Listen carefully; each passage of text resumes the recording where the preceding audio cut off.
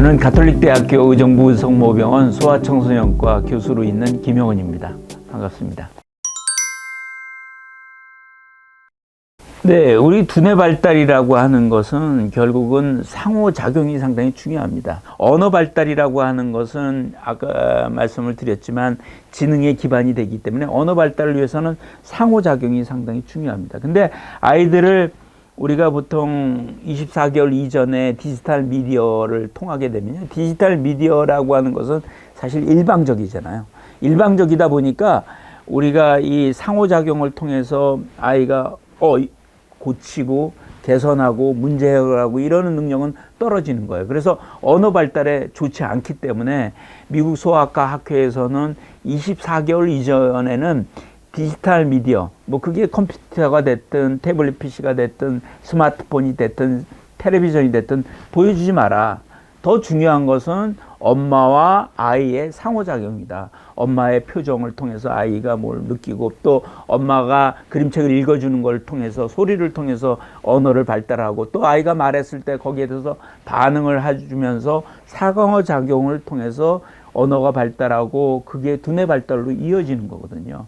근데 이제 최근에는 디지털 미디어가 많이 이루어지다 보니까 그림책을 통째로 태블릿 PC에 넣어가지고 그것을 익히는 게 훨씬 효과적이냐라는 의견이 있을 수가 있습니다. 근데 사실은 우리가 컴퓨터로 해서 글자를 읽는 거하고 그림책을 통해서 읽는 거하고 글 읽는 방식이 틀립니다. 왜 그러냐면 우리가 컴퓨터에 있는 뭐 신문 기사나 읽을 때는요, 이렇게 똑바로 이렇게 읽지 않고요, 쫙 이렇게 읽습니다. 대각선으로 읽는다는 거죠. 반면에 아날로그로 책을 읽을 때는 우리 어른들도 마찬가지지만 이렇게 읽는다라고 하는 거죠. 그러니까 나중에 책을 읽고 나서 뭐 태블릿 PC든 아니면 실제 그림책을 읽고 나서 해득력을 보면 이 아날로그를 통해서 했던 해득력이 상당히 높다라고 하는 거죠.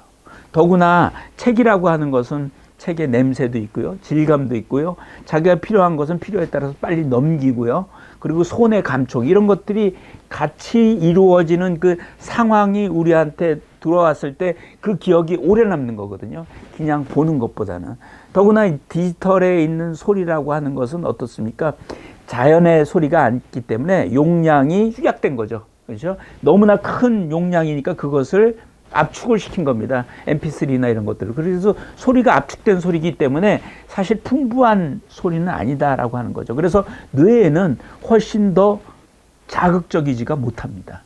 따라서 물론 세이펜이나 이런 것들이 이제 글자를 익히면서 바로 연결된다라고 하는 상호작용 효과가 일반 텔레비전보다는 상호작용 효과가 높은 것은 사실이지만 엄마가 책을 읽는다든지 엄마가 손으로 지적해서 하는 것보다는 훨씬 떨어진다라고 하는 거죠. 그리고 부모가 세이펜이나 이런 걸 자꾸 이용을 하다 보면 아날로그 방식을 안 하게 돼요. 그러면 아이들한테 주어야 될 것들이 안 이루어지는 거죠. 그래서 상호작용해서 본다고 그러면 아날로그로 그림책을 읽어주는 것이 세이펜이나 이런 거를 통해서 하는 것보다는 훨씬 효과적이고 두뇌 발달에도 더 도움을 줍니다.